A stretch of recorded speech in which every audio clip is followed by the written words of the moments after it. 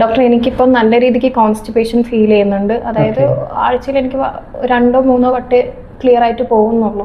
അപ്പം അത് ഇതുമായിട്ട് കണക്റ്റഡ് ആണോ? ഇത് ഗ്യാസും ആസിഡിറ്റിയും കാണിക്കുന്നുണ്ട്. ഇപ്പോൾ ഗ്യാസ്ട്രൈറ്റീസ് ഉള്ളപ്പം ശരിക്കും ദഹനം നടക്കുകയില്ല. അതുകൊണ്ട് നമുക്ക് എന്ത് ചെയ്യുക, കോൺസ്റ്റിപ്പേഷൻ ഉണ്ടാവാം. പിന്നെ ഉള്ളത് ബൾക്കി യൂട്രസ് ആണ്. ബൾക്കി യൂട്രസ് ഒരിക്കലും നമുക്ക് കോൺസ്റ്റിപ്പേഷനുമായിട്ട് കണക്റ്റഡ് അല്ല.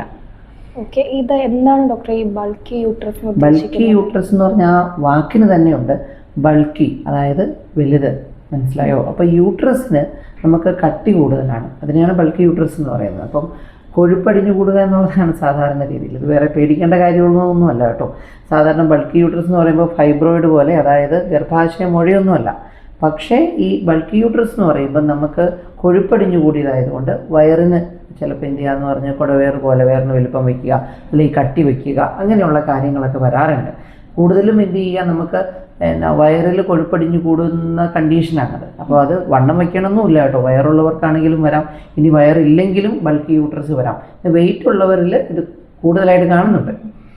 ഇത് മാറാൻ പൂർണ്ണമായിട്ടും നമുക്കിതിൽ മാറ്റം വരാൻ ചാൻസ് ഉണ്ട്? പിന്നെ ഇത് ഒരു നമ്മൾ ഫാറ്റി ലിവർ പോലെ അത്ര കുഴപ്പമില്ലാത്ത ഒരു രോഗം തന്നെയാണ്. രോഗം എന്ന് പറയാൻ പറ്റത്തില്ല ഇതിനെ. പക്ഷെ ബൾക്കി യൂട്രസ് ഉള്ളവർക്ക് ചിലവർക്ക് എന്ത് ചെയ്യാം, നമുക്ക് ഈ പീരീഡ്സിൻ്റെ ഇഷ്യൂ, അല്ലെങ്കിൽ പീരീഡ് സമയത്ത് വയറുവേദന, നടുവേദന, അല്ലെങ്കിൽ നമുക്ക് മറ്റ് പ്രശ്നങ്ങൾ, അതായത് ഈ ബൾക്കി യൂട്രസ് എന്ന് പറയുമ്പം ഒരു കട്ടിയാണ് യൂട്രസിൻ്റെ. നമുക്ക് യൂറിനറി ബ്ലാഡർ, മൂത്രസഞ്ചിയുടെ അവിടെ ഒരു പ്രഷർ വന്നിട്ട് ചിലവർക്ക് ഫ്രീക്വൻറ്റ് യൂറിനേഷനൊക്കെ വരാറുണ്ട്.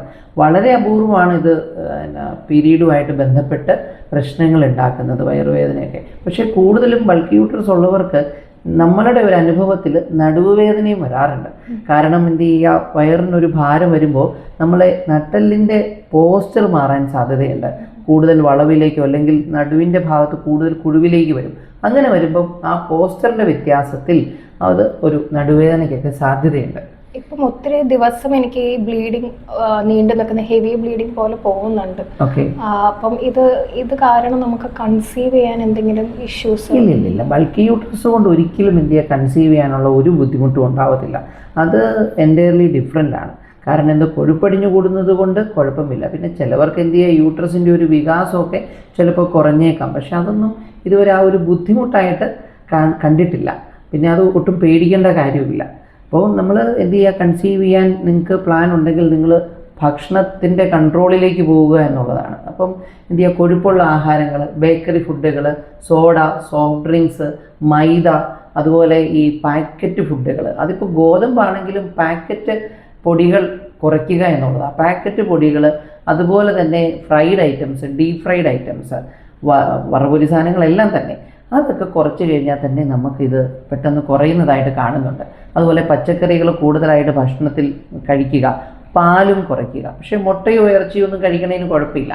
അപ്പോൾ ചോറിൻ്റെ അളവ് കുറച്ചാൽ തന്നെ നമുക്ക് എന്ത് ചെയ്യുക, കുടവയറൊക്കെ കുറയുന്നതായിട്ട് കാണാം.